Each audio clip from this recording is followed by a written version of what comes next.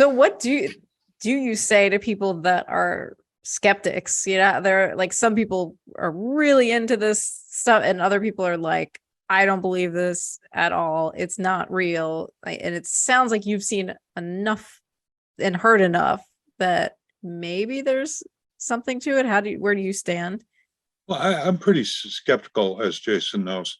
I'm much more interested in the stories than I am in whether they're true or not. I do like to look for explanations. I like to investigate and see if I can figure out what's actually happening, or parse the natural from the supernatural. I don't deny that weird stuff happens.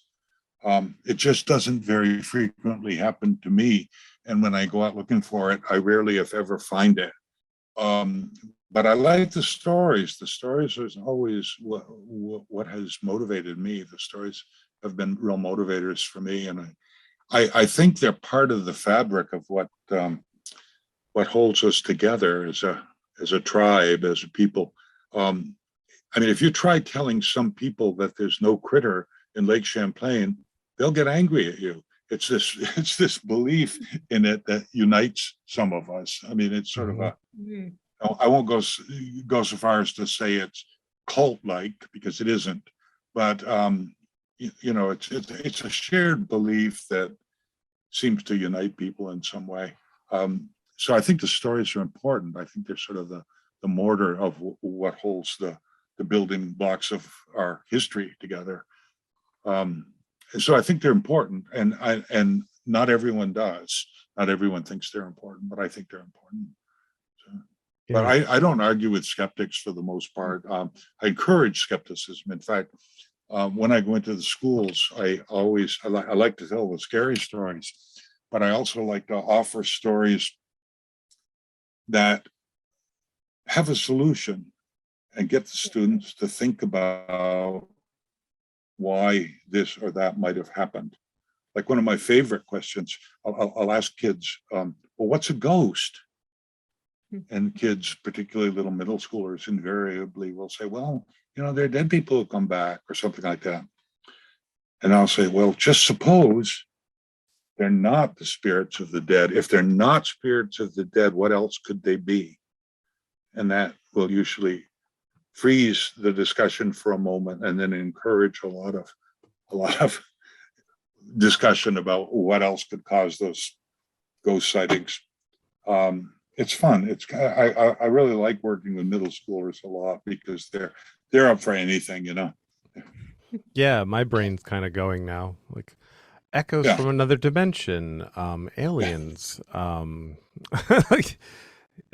Yeah, I mean, it's because frankly, I don't think the dead return. And when we get into discussions like, well, okay, so why do ghosts have clothes on? I mean, do shirts have spirits? I mean, it's just, I'm not trying to convince them of anything. I'm just trying to get them to think about stuff. And yeah, echoes from a parallel dimension from a different time actually, to me, makes more sense than spirit, because then they would that's explaining one unknown with another unknown. I mean, where's the parallel dimension you're talking about? Well, for me, I think it's delusions myself, but I'm saying if I had to pick something else, I would have to go there first. Yeah. Aliens is actually before that. Yeah, well, it's just the exercise of trying on these different solutions is fun. It's good for the mind, and it leads to writing fiction. You can write fiction, because that's the jump off place to a good story.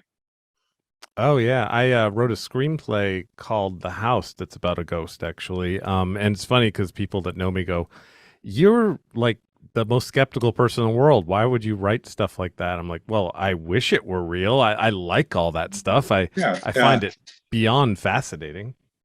I want to believe. So what a great exercise for kids, though, especially today, because I feel like they don't get that creative outlet, or like nobody sparks those flames. So that's really cool. Yeah, I'd probably get in trouble for introducing that manner of thinking these days in school. Critical thinking. Yeah. I don't dare say that. Yeah, exactly. So Yeah, lacking now. Yeah. I'm it's sure awful. they're not getting that from TikTok. Oh God.